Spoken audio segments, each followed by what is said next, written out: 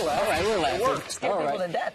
As Hillary Clinton remains embedded in her ever-growing email scandal, Democrats and Republicans alike are eager for clues on Vice President Joe Biden's decision on the 2016 presidential run.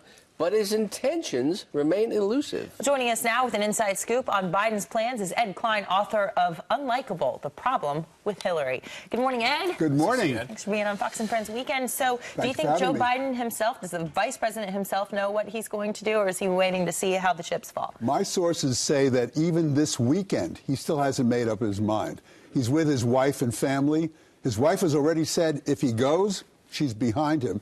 But the sources say he's this way and that way. Right now, he's riding high. His reputation is great. He knows if he gets into the race, the Clintons are going to dig up a lot of dirt about him, and he may not even be able to win. What's been fascinating to me over the past few months as the speculation has unfolded is who will President Obama back if he gets into the race? What a conundrum for the president. Yeah, I think there's a clue to this.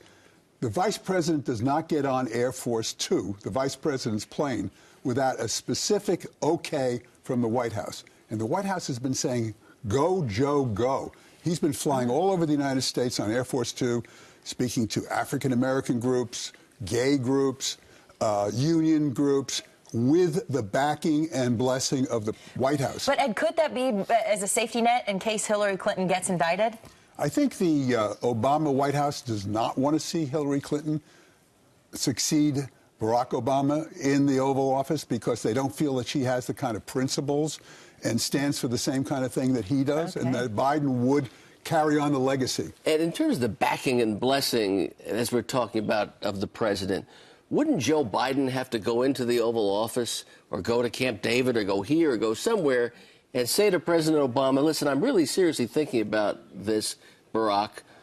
If I get into it, are you going to help me?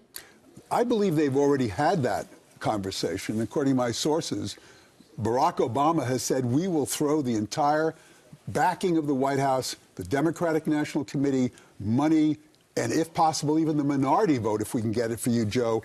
In return, we'd like to have something to say about your vice presidential candidate. So they've been talking about a deal. And that's a huge inducement, isn't it? It certainly is. We see Hillary Clinton here on the screen in the video. What's going to happen? Do you, the inside story on this, Ed, what are you hearing? Is an indictment coming?